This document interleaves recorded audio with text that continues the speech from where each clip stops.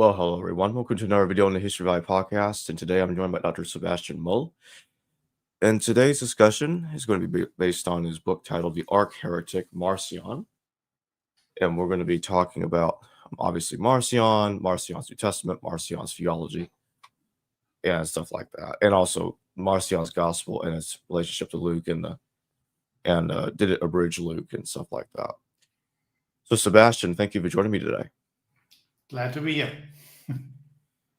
Okay, so my first question is, who was Marcion? Well, that's a good question to start, I guess. In a few words, a second century theologian, a heretic, probably, at least as far as we know, the first man to ever be expelled from the church for doctrinal reasons. And thirdly, in consequence, a church leader in his own right, probably even in the rank of a bishop.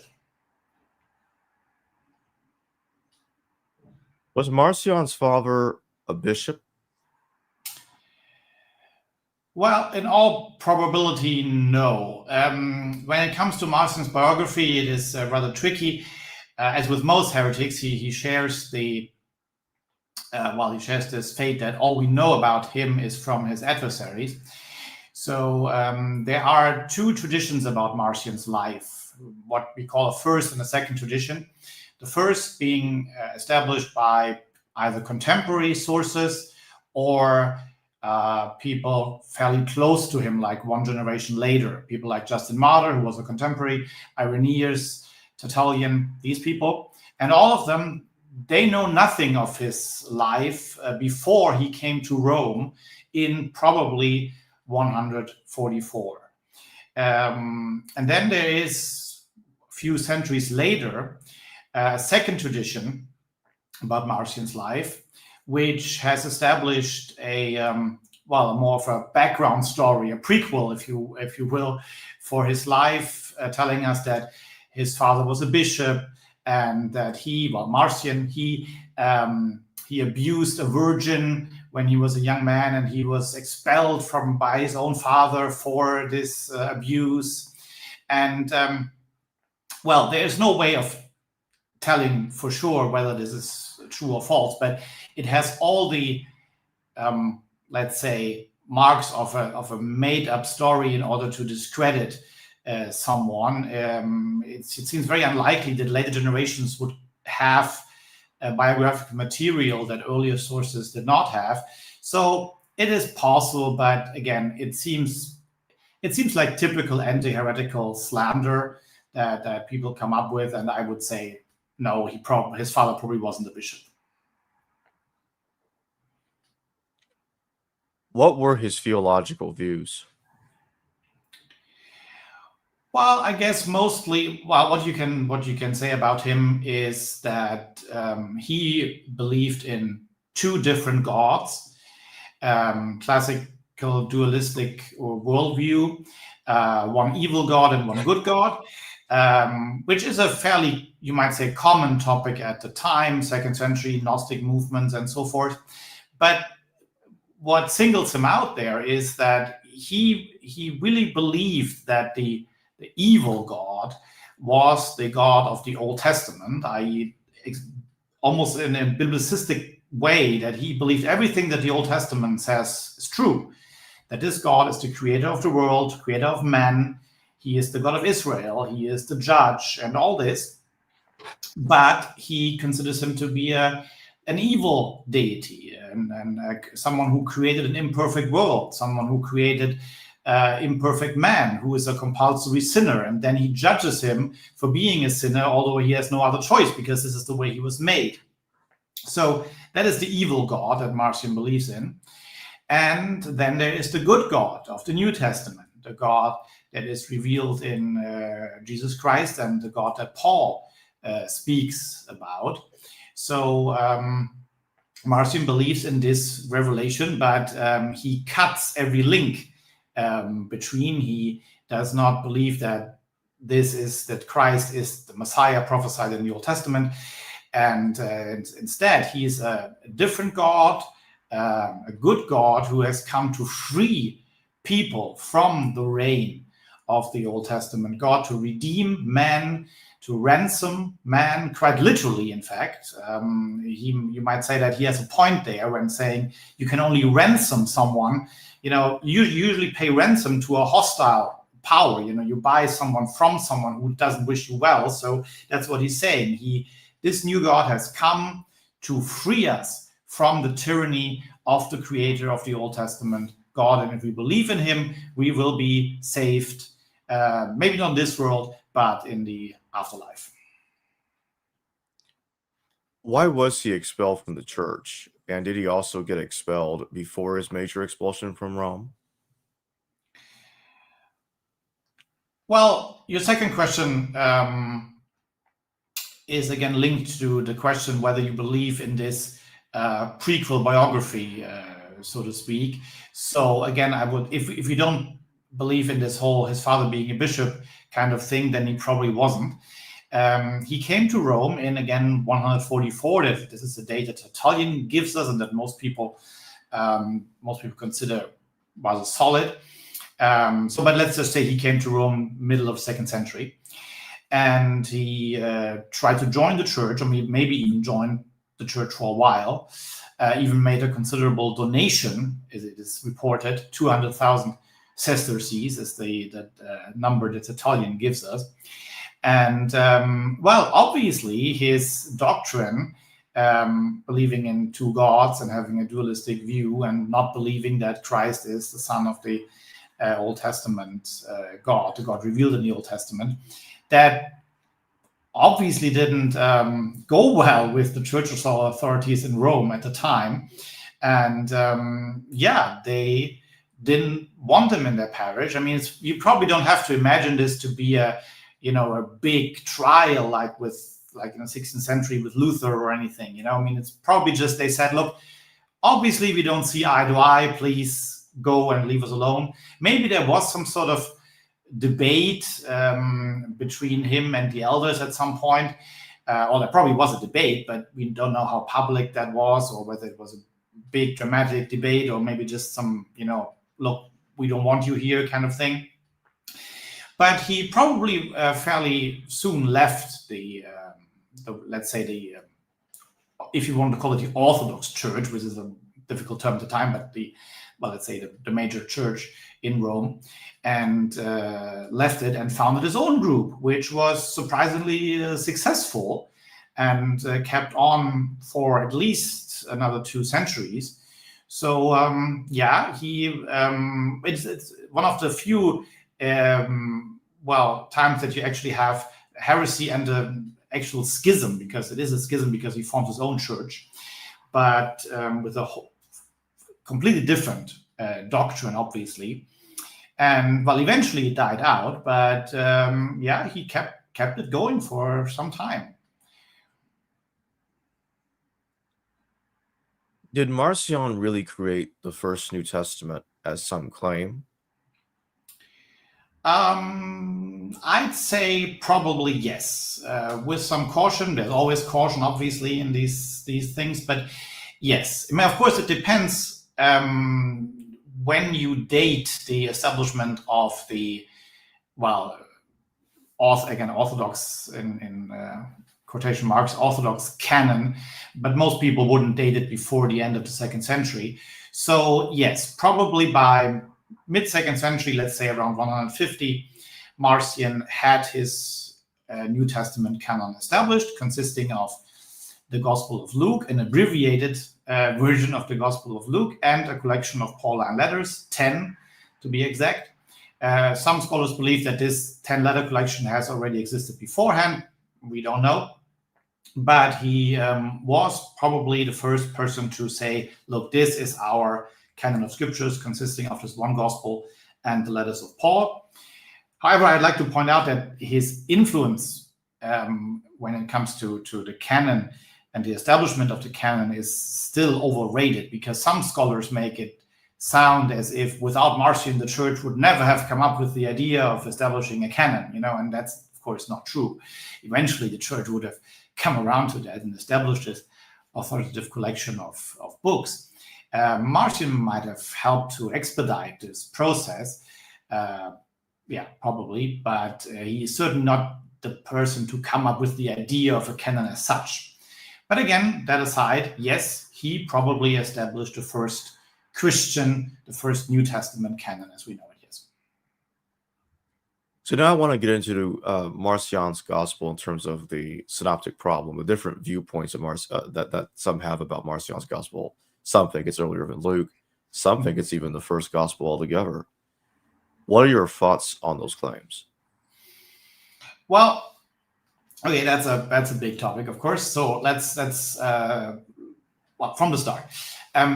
We know that Marcion used that is one gospel to which he didn't attach a name. He just called it the gospel.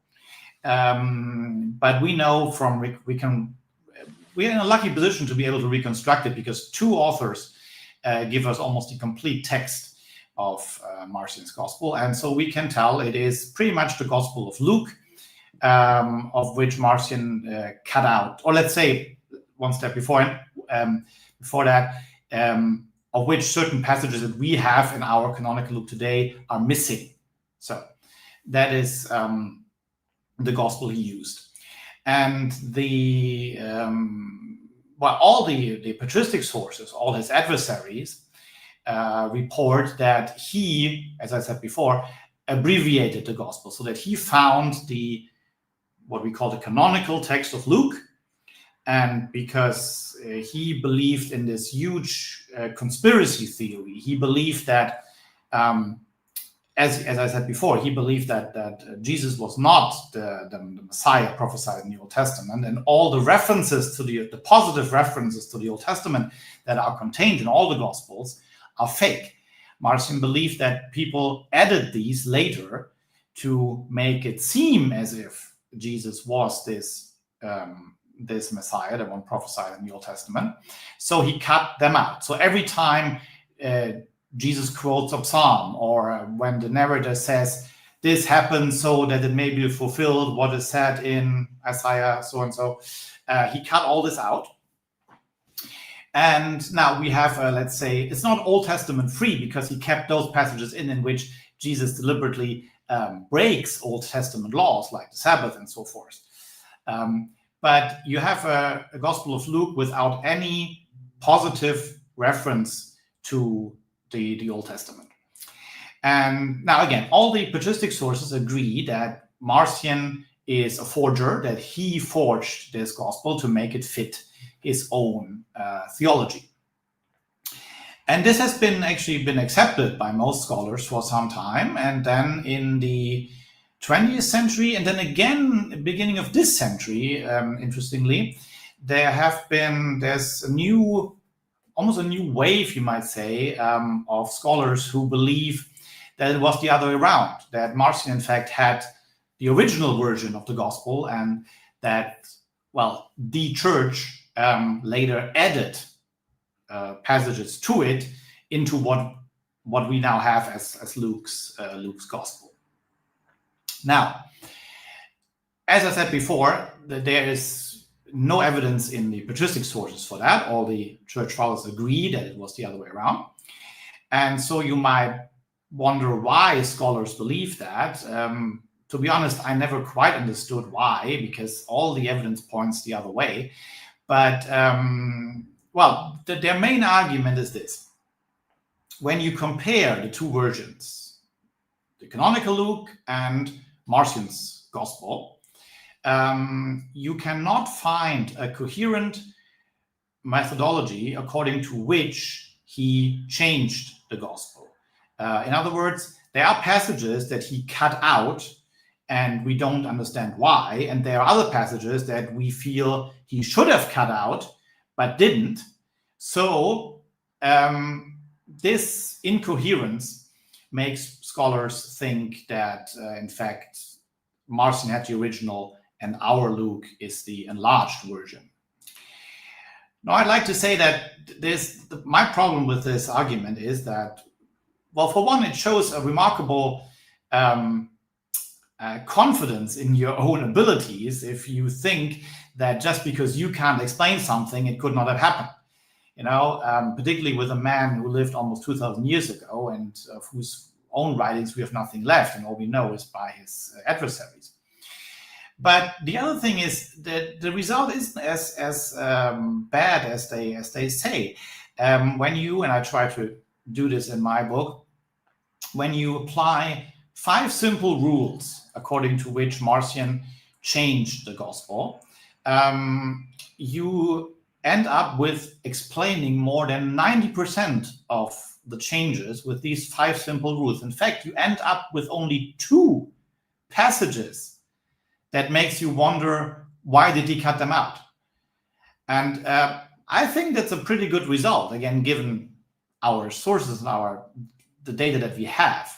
So I just don't see how these few things that we cannot explain should persuade us to, again, turn the whole process around. I think it is pretty certain that the church fathers are right in this point. Marcion abbreviated the gospel and not the other way around. Could you tell us more about these rules that you use when examining these passages in Marcion's gospel? Sure. It is mostly what I already said before. It is the attempt to delete all, let's say all positive references to the Old Testament. So one of the rules is Christ is not the son of the Old Testament God. And so I've always said the Old Testament God just to make it clear what I mean. So whenever Christ himself refers to himself as being sent from and so forth, this is cut out. So that makes perfect sense, because obviously if you believe that this is a conspiracy and that he is not the Messiah, then this has to be a forgery and has to be cut out. The same is true whenever Christ refers to other Old Testament figures as positive references, Elijah, Moses, and these people. This has to go. For instance, when Jesus refers to the sign of Jonah, in a positive way, this generation will be given the sign of Jonah. This is something that he could not have said, according to Marcion, because that would be a positive reference to the Old Testament. On a more general level, Marcion had what is called a docetic Christology, meaning that he did not believe that Christ was actually born and had flesh and blood. He was more of a phantasm, ghost kind of figure, because he could not be linked to matter, which was created by the evil Old Testament God. So whenever there's a reference to Christ's body or his bodily functions or whatever, or simply the birth of Christ in Luke 1 and 2, all this is not reported. He was not born of a woman, not even the virgin birth, not even that. So those are all the things that Marcion cuts out. Mostly, again, Old Testament references, positive Old Testament references, and all references to Christ having a physical body of some sort. These are the things he cuts out. And as I said before, when you apply these very simple rules, you end up with only, I can give you an example of let's say a passage that we cannot explain. Here's a passage that we know he cut out. It's Luke 13:29. People will come from east and west and north and south and will take their places at the feast in the kingdom of God. Indeed, they are those who are last who will be first, and first who will be last. That is a passage that we cannot explain why Marcion had a problem with that. It seems doesn't seem to be offensive to him in any way. It could be as simple that he doesn't enjoy the idea of a feast in the kingdom of God because he was a radical ascetic. He didn't believe in good food and good drink and all this. So maybe he didn't like that. I know it's a long shot. I'm just saying there might be an explanation that is not obvious to us. But this is one of the few passages, in fact, one of two, that we cannot explain, and people wonder, why did he cut that out? And I say, we don't know, but it's one out of two passages. So, well, there probably was a reason and we just can't figure it out. What is the other passage? The other passage is the famous parable of the lost son, Luke 15.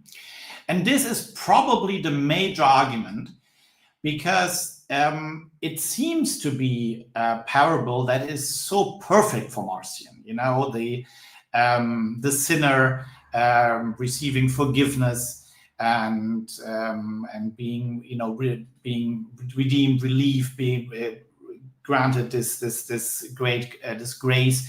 It seems so perfect for him, and yet he cuts it out, and that's a problem indeed.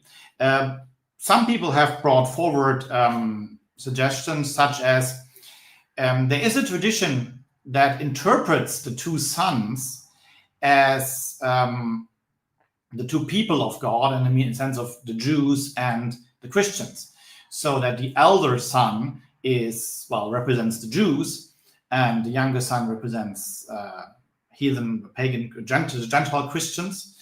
And so if that's true, then Marcion might have taken offense with this passage, because he does not believe that both people belong to the same God, so to speak.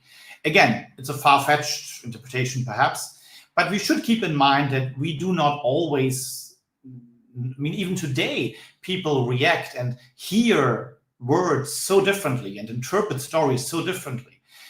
Maybe 2,000 years ago, in Marcion's context, he had a different interpretation of this passage and didn't like it. Maybe he did link it to the Jewish people, to the Old Testament, and therefore cut it out. But again, I admit that those are a bit far-fetched interpretations, but still I say there's two passages. I think there might be a perfectly reasonable explanation why he cut them out, and just because I can't figure it out or somebody else can't, I think that's, again, not enough to reverse the whole process.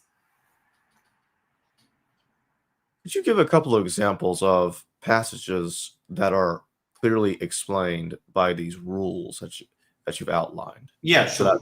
So that the audience can understand. Let me just look that up. The conclusion you came to in the book that 93% of the text. Yes, indeed. So, for instance, well, obviously the first two chapters of Luke, as I already mentioned, I'm missing, because the birth and infancy of Christ, because Christ is neither born nor raised. He appears as an adult in the sense, although he's not a person, so that's in an adult form at least. So he, let's just say, I already mentioned the sign of Jonah, that is cut out.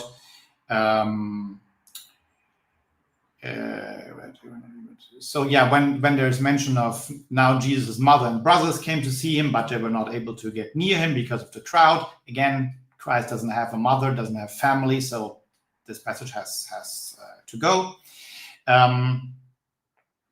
When Jesus lament over Jerusalem, when he recites a psalm and talks about this is the fate of, and so there's always a reference to the Old Testament. So this has to be cut out for him. Let's say, obviously, when he predicts his passion and resurrection, there's always an Old Testament reference. So as it is said in so forth, and so it will happen. Then there's this one time he says, because this man too is a son of Abraham. Again, Abraham is not mentioned, as at least not as a positive example. Let me just see if I can find judgment what it is. And fulfillment and idea fulfillment, the two swords.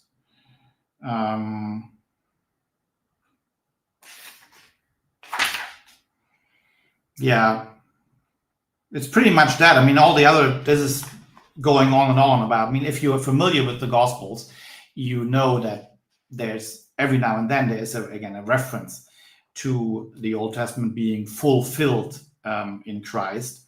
And even the word full, just like Luke 22, for I tell you, I will not eat it again until it finds fulfillment in the kingdom of God. So fulfillment, the term alone means that something is fulfilled, which was prophesied already. And again, there's a clear cut, so it has to go. And so Luke 20.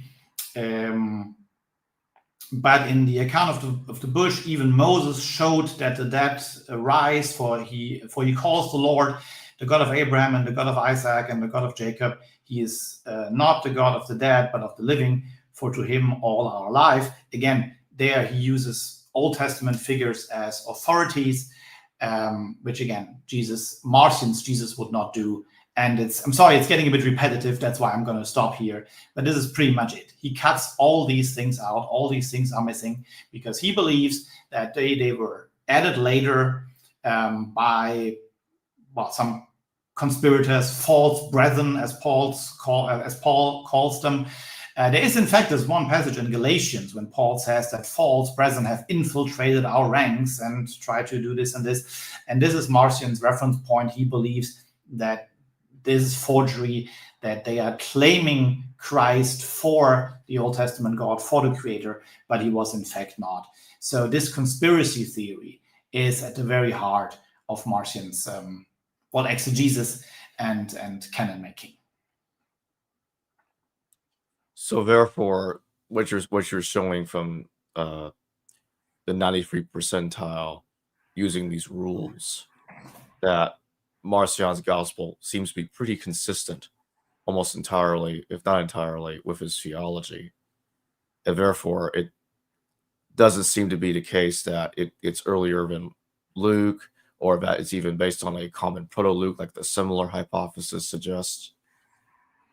Indeed, as I said, I mean, everything is possible, and we have to be very cautious trying to make definite conclusions here. But I say if all the sources claim it this way, say it is this way. And also, just one thing I want to point out is that we do know, and as far as I know, nobody questions this, that Marcion did the same with the letters of Paul, where he also cut out references to the Old Testament, and Paul makes a lot of them.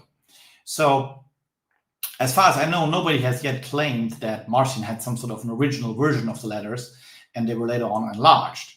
So I say it makes perfect sense that he uses the same method that he, again, everybody agrees on, that he used on the letters of Paul with the gospel. And it would be an amazing coincidence, if you ask me, that if he just happened to find a gospel that fits perfectly with his own beliefs, whereas he had to change the letters of Paul, I think that would, in fact, be contrary to his own theory, because it would be strange to him to find such a document, given that, again, he believes in this huge conspiracy that's going on.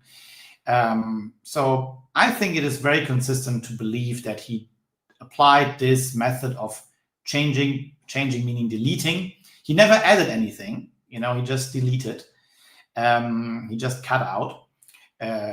So, and with both, again, with the letters and with the gospel, I think it makes perfect sense. Once again, I'm not omniscient. It could be the other way around, but I guess the evidence is very strong for the case of Marcion actually abbreviating the gospel. And would you say that there's also an editorial consistency with Marcion's edition of Paul's letters, when you see that in Galatians, that James, being the Lord's brother, is omitted from the text? Absolutely. Exactly. And again, when it comes to these letters, I have not yet found anybody claiming, and it would be rather absurd, honestly, claiming that, again, he had the original versions and the church later on enlarged the letters. So no, he did the same with the Paul. He used 10 of them, mainly missing the pastorals, which were, that's again another debate, but most people would say that they were probably written after Marcion's time, or at least after the time that in which Marcion established his theology, which would be at the first half of the 2nd century. So yes, he finds this 10-letter collection already, but he uses the 10 letters again, changed according to his own doctrine. And so far as I know, there's no doubt that in this case he did abbreviate the letters again to fit his own beliefs. And those letters are like way shorter, like significantly shorter than their canonical counterparts. I mean, Paul refers to the Old Testament even more than the Gospels do. I mean, so much of his theology is based on Old Testament prophecy. And by the way, no matter what, I mean, this is not a matter of faith. I mean, Marcion is obviously, in this case, Marcion is obviously a forger, because no matter what your personal faith is and what you believe in, but Paul did not proclaim a different God, different from the Old Testament God. I mean, obviously Paul believed in this. So Marcion cut these things out. I mean, and so much of Paul's theology is, of course, based on the scriptures, based on the law and the prophets. So yeah, he was kind of busy, cutting all these things out. How did Marcion view Paul? Well, Paul is above all his guarantor for this conspiracy theory. This is Galatians, which was probably the most important letter to Marcion, which is also on top of the list, by the way. This may have been, again, some people say that this has already been established before Marcion, but we do know that in Marcion's list, Galatians comes first, is on top of the list, and that makes sense for him, because Galatians is the letter in which Paul mentions that he rebuked Peter for not walking upright to the gospel. Paul talks about, again, the false brethren, who has, as I mentioned before, who has infiltrated our ranks, as he says. Paul talks about that the people are, that the Galatians that he writes to, are kind of falling back into old beliefs, and not, again, being true to the gospel. And Paul really seems to think that there are people trying to bring them back to their Jewish roots. And so this is perfect for Marcion, because it fits well with his own conspiracy theory. Of course, Paul has something totally different in mind, but still, it fits for him. And this is above all Paul's function. Paul is, for Marcion, he proves that a conspiracy is going on. Also, by the way, because Marcion says, why was Paul called at all? I mean, there were 12 apostles, one then later on missing, of course, and then they re-elected another one. But why was Paul called as an apostle? I mean, why was that? And Marcion's answer is, well, because the other apostles didn't do their job right. They didn't get it. They, let all these false things happen and let this conspiracy come about. So Paul was called to, get this back on track and get the original teaching of Christ back to the people. As far as Paul's theology is concerned, there's a very interesting phrase in Adolf von Harnack's magnificent monograph on Marcion. That was the book that really dominated Marcionite research for almost 100 years. Almost the entire 20th century is dominated by Harnack's book. And although it contains certain flaws from today's perspective, it was a magnificent work. But there's one phrase that I always kind of almost found funny that Harnack says, Marcion's and Paul's theology are almost identical if you leave aside Marcion's belief in two gods. And while that's all fair and good, but I mean, that's like saying Christianity and Islam is practically the same religion if you leave aside the Prophet Muhammad.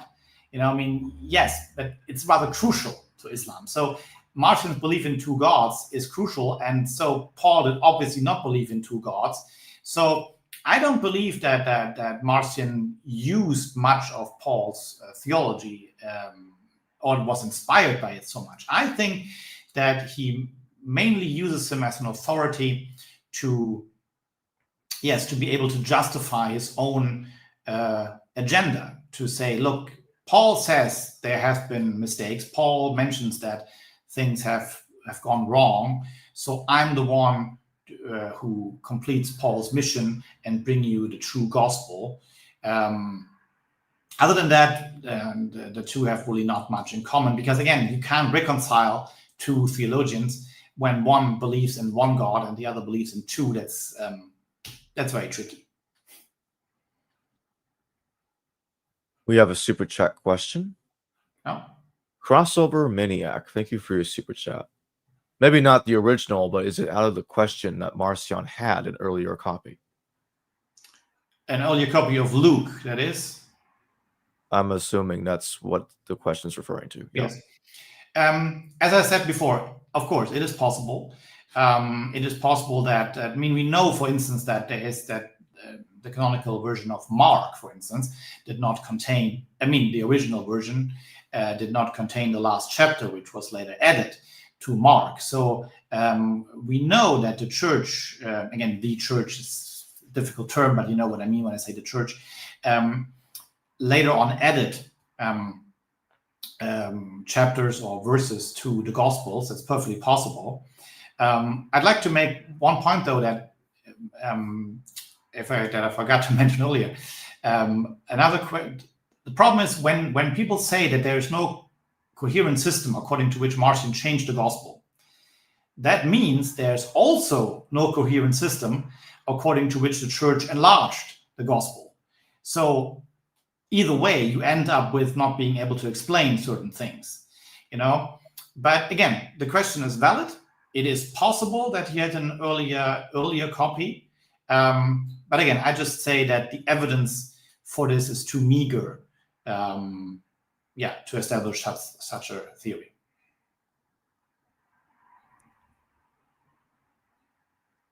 And when you look at the gospel as a whole, how much smaller is it from Luke? And also, does it vary depending on the reconstruction of the text?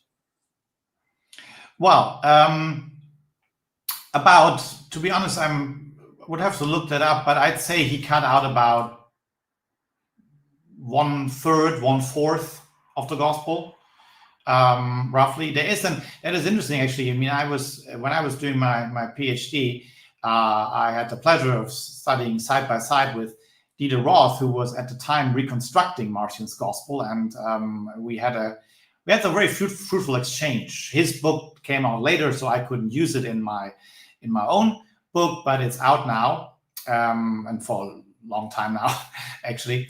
And so, yeah, about 1/3 or 1/4 he cut out, and pretty much that. I remember that you also mentioned in the book that Matthias Klinghardt and yes, and I think you were saying that you're looking at his reconstruction in connection with Knox, I think it was. Yes, Knox was the first one to come up with the idea that canonical Luke is an enlarged version of Marcion's version of Luke. That was in 1942, I think. And then this died out pretty much. And Klinghardt, I mean, he wasn't the first one. There was also Tyson and others, but Matthias Klinghardt, I don't know if he's still in Dresden, but last time I met him, he was in Dresden. He is the kind of champion of this theory, if you will, believing that it was this way. And again, it is one of these things that will never be conclusively proven by either side, I suppose. And of course, as with so many questions in this period, it also depends on your general view of how the church worked and how things came about, whether the church is rather true to original text, or whether the church had a tendency in general to enlarge and change text to make it fit and so forth. So it really depends on your, or also depends on your general, let's say, worldview or church view, of how things came about and how the church operates. I like to, I can say that for me, again, unlike not obvious, but likely for made up stories like Marcion's father being the bishop and him abusing a virgin and so forth, which seems very much invented to me. I tend to believe the sources, particularly when early sources, just Tertullian, and later sources agree on something. And when there is, the only motive that, of course, the church would have to switch it around is to say, of course, it is easier to discredit Marcion by saying, look, he changed and he abbreviated the gospel, instead of saying, oh, look, he had the original text and we created a different version. That would, of course, bring the church into disrepute. But again, and I don't want to repeat this over and over again. It is just the case so often when you look at church history, we all have the same evidence. Maybe some new evidence will come up eventually, but it hasn't for the last couple of decades, I suppose. And we all interpret the same evidence and try the best we can to explain what we believe happened and why and who did what. And at some point, we have to say, look, we agree to disagree. And Matthias Klingelhardt is a very respected colleague, and I wish him well. So chronologically, when was Marcion active? When is his time placed? Well, again, most people, including myself, believe that this date that Tertullian gives us, about 144, is when Marcion came to Rome, where he then started his movement, as far as we know, is probably correct.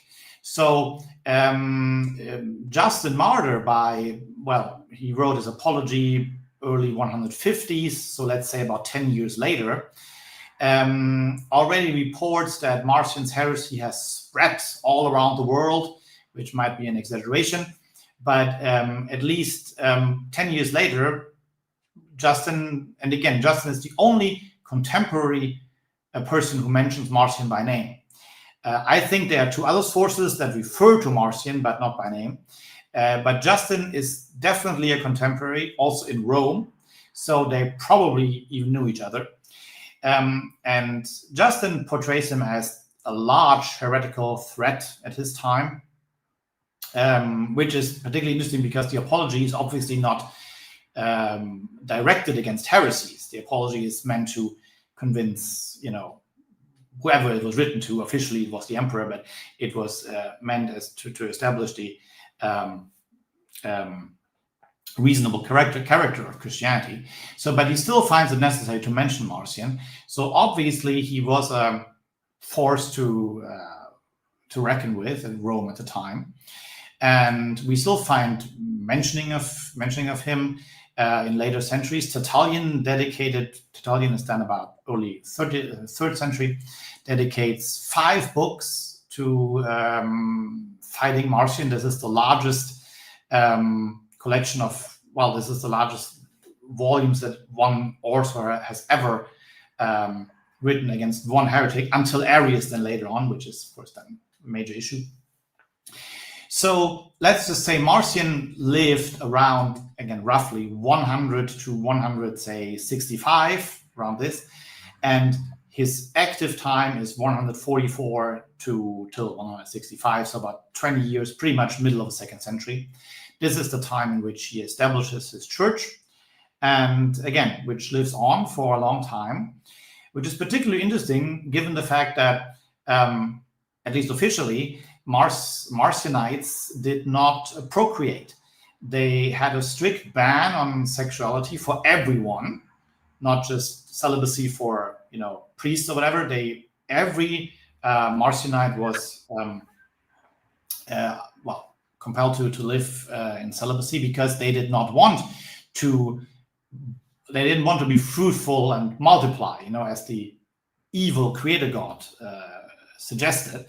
So they had no natural offspring, which means that they constantly had to poach people from, let's say the Orthodox Church into their own group, which made them particularly annoying, because they never had their own group, and then they, had their own, maybe this city, and this city was particularly Marcionite. No, they, for their entire existence, and Tertullian mentions this very literally, they were parasites. They were parasites to the church, because they always had to recruit new members by taking them from other churches, or maybe Jews and Gentiles, but mostly probably from the Orthodox Church.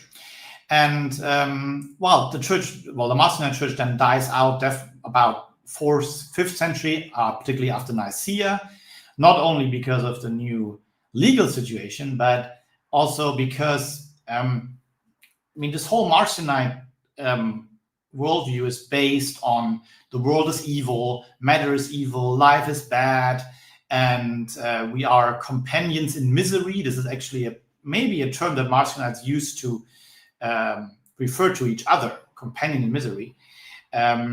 So this becomes less and less convincing once the church is officially recognized by the state and becomes powerful, and Christians have the possibility of living free and in peace and no persecutions. So this negative worldview that Marcion has is at the very heart of the Marcionite dogma, becomes less and less attractive the more, let's say, enjoyable the Christian life becomes.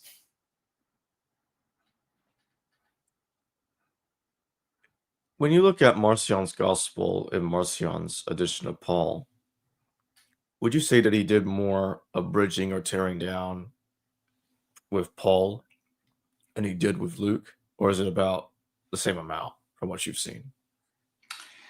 I honestly would have to look that up. I'd say it depends on the letter. With Paul, it depends on the letter. In some letters, he refers very little, let's say, to the Old Testament. So I would say it's probably about the same amount. When you look at Romans, for instance, the entire chapters 9 to 11 obviously are not part of it, because, sorry, not everybody knows this, but chapters 9 to 11 in Romans deal particularly with the history of Israel and the salvation of Israel. And so this is not part of the letter. And so whereas, for instance, in Galatians, he doesn't have to cut out so much, because Galatians is pretty much Paul telling everybody off and telling people, look, all you're doing is wrong. And, all these Jewish laws that you try to reestablish are wrong. So he doesn't have to cut out a lot there. So I guess it, again, depends very much on the letter. And so I'd say, but again, this is just a guess, because I honestly don't have the numbers in front of me and I have to look it up. But I'd say my feeling tells me it's about the same amount. There's also another point you brought up in the book about the way that Marcion's gospel handles John the Baptist differently than Luke, especially with the way that Marcion's gospel words the beginning of Luke 3:1 in his version. Yes, of course. John the Baptist is the prophet of the, again, Old Testament God. And so that is something that Marcion will not have in his own gospel. Let me just look it up, what exactly he cut out. Pretty much the entire beginning of, pretty much all of chapter of Luke 3, which begins John the Baptist preparing the way for Christ and baptizing him. That didn't happen, according to Marcion, because, again, this is Old Testament prophecy being fulfilled. And then the other part of chapter 3 is Christ's genealogy, who is descendant from whom and so forth, which again doesn't apply because Christ is not born, is not a man, so he has no ancestors in the biological sense of the word. But John the Baptist is an excellent example of someone, because for, again, say, the Orthodox Christian belief, John the Baptist is the kind of link between the Old Testament and Christ. There's this famous phrase that law and the prophets, go until John the Baptist, and then there's a new era starting with Christ. But that is a model that obviously Marcion does not accept. And speaking of this is something we haven't touched so far, but I'd like to point this out in context with the question of whether Marcion established the first canon. Some scholars believe that Marcion not only established the first New Testament canon, but he actually came up with the terms New Testament and Old Testament, which are, of course, not originally there. I mean, this is a later interpretation of it. And of course, the Old Testament was not the Old Testament before the Christians called it the Old Testament, as comparing it to the New Testament. But that is a hypothesis which is, in my eyes, most certainly wrong, because Marcion does not believe in old and new.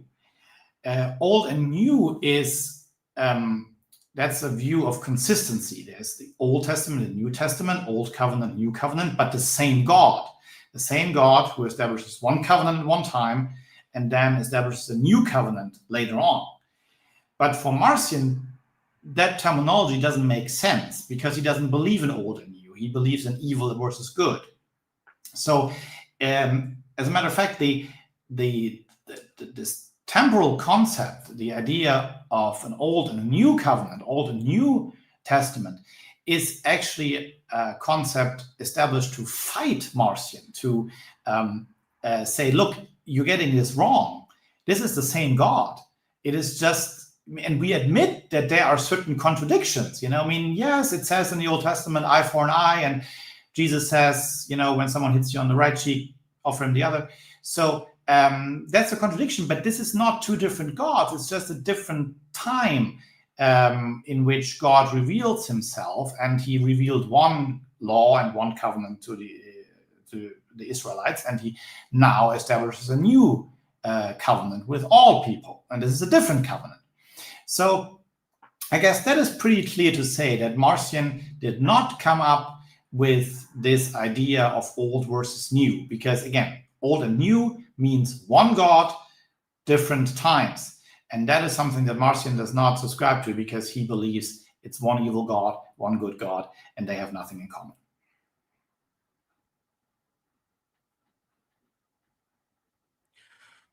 And what about the Marcionite Psalms and also the so-called pro-evangelium? Yeah, those are sources which, are in all probability not authentic. I mean, it is, of course, when you, there is this talk about Marcionite Psalms, which we do not have. They are mentioned, but we don't know what they are. And Marcion certainly would not have called them Psalms because, it's just a term that he doesn't find very attractive, probably. And as for the pro-evangelion, it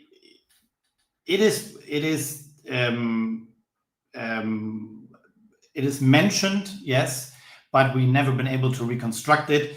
And so, if you ask me, the only authentic sources written by Marcion himself are the antitheses, the famous antitheses, which are mentioned all over the place.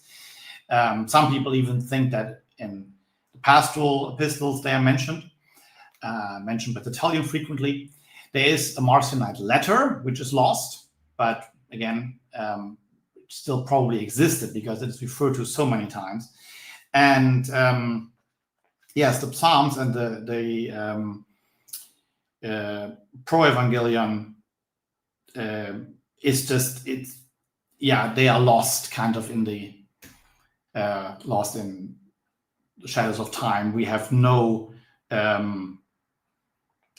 way of reconstructing them.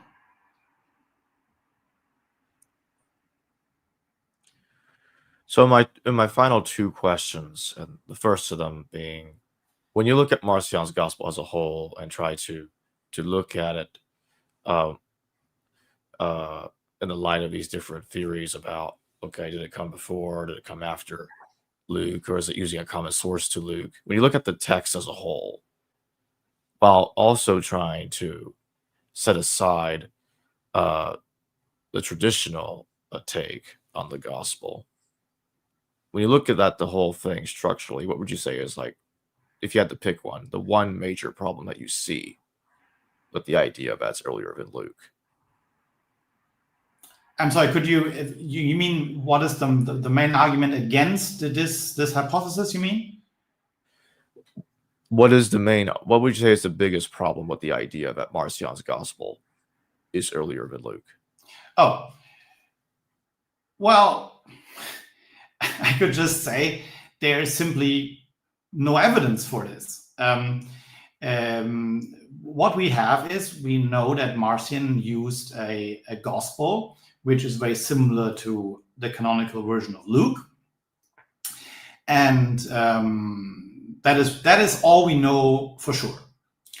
And we have the church fathers who all claim unanimously that this is Marcion's corrupted version of the original Gospel of Luke. Now, you can make the claim that Marcion had in fact an earlier original version, and the canonical version of Luke is enlarged. But I just say, well, show me the evidence for this. And there simply is none. Which again, it's all possible. I'm always willing to admit that. But I'd say there's no evidence. All the evidence we have points in the other direction. And so you can only really make this claim if you are somehow convinced that these earlier versions, for Mark, it's the same theory that the proto-Mark existed, that these earlier versions existed, and that Marcion was able to preserve one of them. But again, as far as I'm concerned, I do not see a shred of evidence in the sources for this theory. Actually, before I get to my final question, that reminds me, you mentioned earlier that we know that the last chapter of Mark was added later. Did you mean to say Mark 16:9-20, the longer ending was added later? Or yes, sorry, that's not the entire chapter, yes, but this, okay. Yes, that's what I meant, yes. Okay, the longer ending of the resurrection story. What became of Marcion after his expulsion from Rome? Do we know what his later life was like at all? Are we told? Well, we know, obviously he was rather successful as a church founder and leader. It is possible that he held the office of bishop in his church. It is possible that as far as ranks and organization is concerned, the Marcionite church was rather similar to the church he broke with. We have certain claims by Marcionites. Again, when we say Marcionites, it's reported sources that others, that Tully and others mentioned, who refer to Marcion as their bishop. So I think it's perfectly possible that he was a bishop and called himself such. So yeah, he was a very, apparently very good organizer. Also a very wealthy man. That is also something which is almost certain, that he was a very rich ship owner, probably from the region of Pontus, today's northern Turkey. And as the story goes, he made this large donation to the Church of Rome, which I earlier mentioned. And when he was expelled, then they gave him the money back. So, which was good starting capital, for him to found his own church. And again, given that his church continued for centuries with a rather difficult structure, as I mentioned before, no natural progeny. He must have been a very successful and very convincing preacher too. Organizer, preacher, businessman, probably knew how to organize things and how to connect things. Being a ship owner, he probably had some connections all over the known world at that time. So yeah, he was a busy man, and he was and again, it's always difficult to draw a psychological profile of people so long ago, but he must have been quite a fanatic, you know. I mean, he really was obsessed with this idea of the evil world, and that we have to fight this, and we have to get out. And he's consumed with hatred for the Old Testament God and the Creator, and the creation for that matter. So yeah, probably driven by all that. And obviously he had no family to take care of. So yeah, he probably used most of his time and money to further his mission, to bring people to what he believed, the truth, the light, or in his case, rather darkness, actually. But yeah, that's what he did. And he was rather successful. We have to give him that. Also organizing the canon. I mean, it's not a simple task to just go about and establish a canon, changing it according to your own beliefs, and making people believe in this conspiracy theory, which apparently there must have been some sort of a, conspiracies always only thrive when there's some sort of mindset to work with to begin with, you know. So again, either he was very good at propaganda, or he found a ground to where he could sow these seeds. But yeah, he was, whatever you may think of him, he was a successful preacher, a successful missionary even, and probably a competent bishop of his own church. And I'd like to remind everyone that the link to purchase the Arch-Heretic Marcion will be in the description below and the pinned comment if you want to go get it. And with that being said, Sebastian, thank you very much for joining me today. My pleasure. By the way, the book looks a lot nicer, I think, without the gray. It looks in this blue and gold writing, but never mind.